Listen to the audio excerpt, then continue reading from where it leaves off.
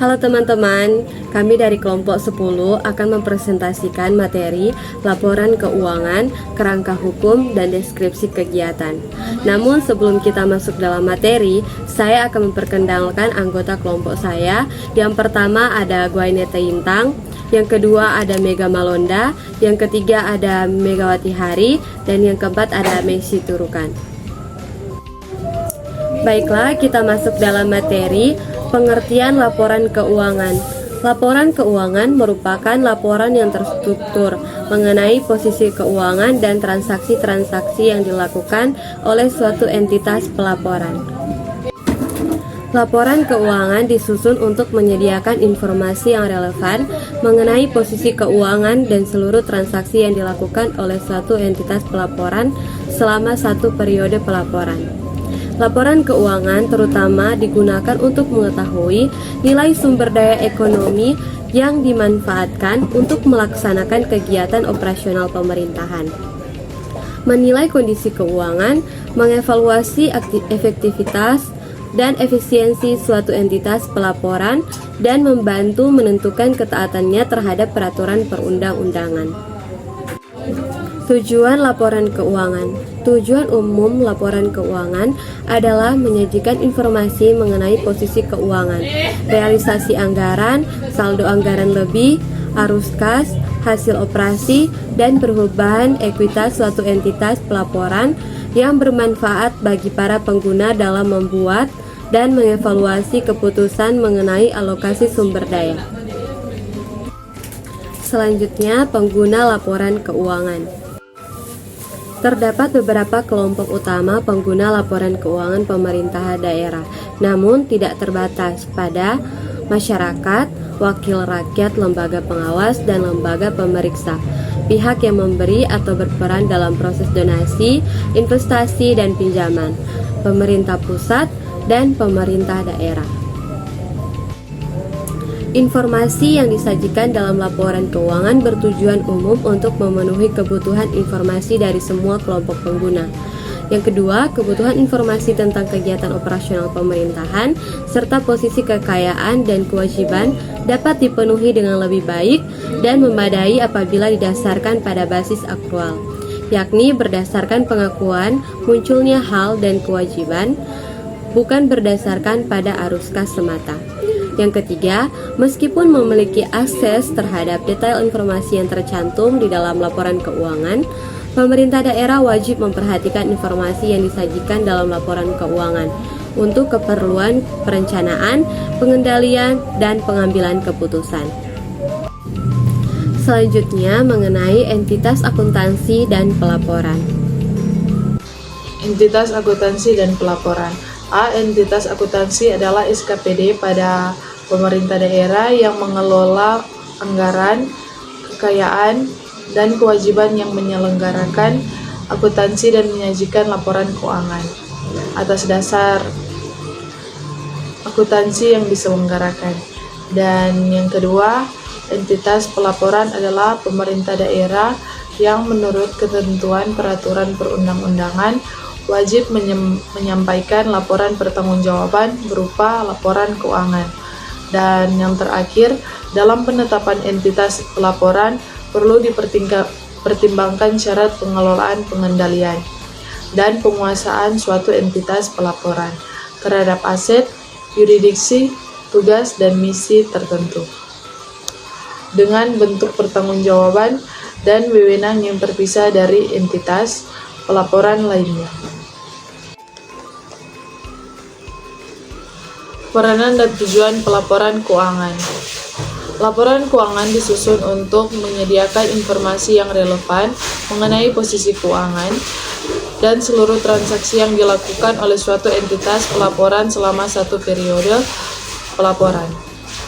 Setiap entitas pelaporan mempunyai kewajiban untuk melaporkan upaya-upaya yang telah dilakukan serta hasil yang dicapai dalam pelaksanaan kegiatan secara sistematis dan terstruktur pada satu periode pelaporan untuk kepentingan yang pertama akuntabilitas, kedua manajemen, ketiga transparansi, keempat keseimbangan antar generasi, atau intergeneration equity, dan kelima evaluasi kinerja.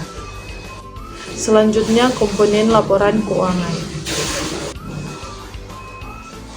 Laporan keuangan pokok terdiri dari yang pertama laporan realisasi anggaran atau LRA, laporan perubahan saldo anggaran lebih atau laporan perubahan SAL, neraca, laporan operasional atau LO, laporan arus kas atau LAK, laporan perubahan ekuitas, dan catatan atas laporan keuangan.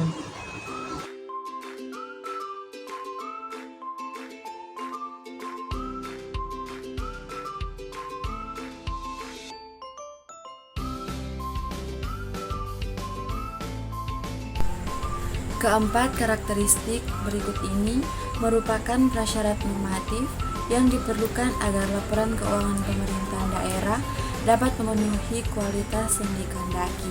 Yang pertama, relevan, kedua, andal, tiga, dapat dibandingkan dan dapat dipahami.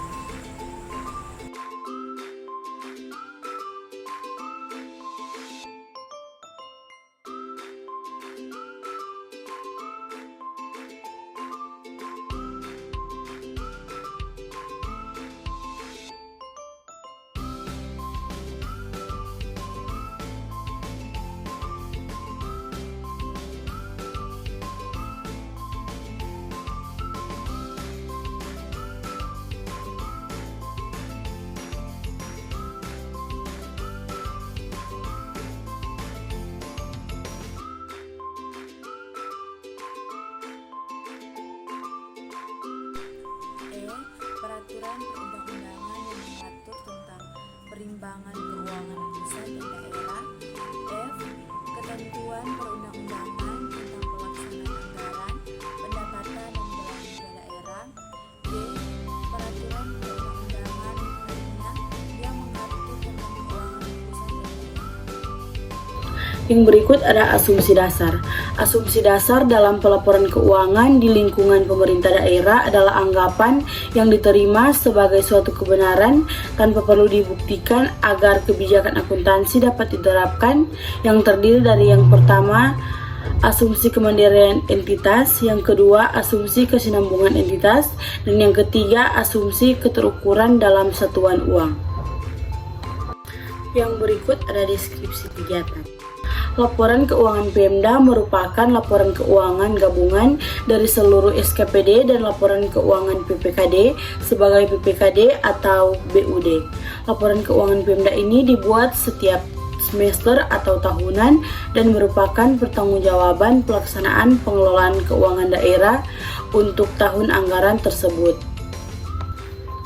Untuk bisa menyusun laporan keuangan Pemda, terlebih dahulu disusun laporan keuangan satuan kerja secara terpisah.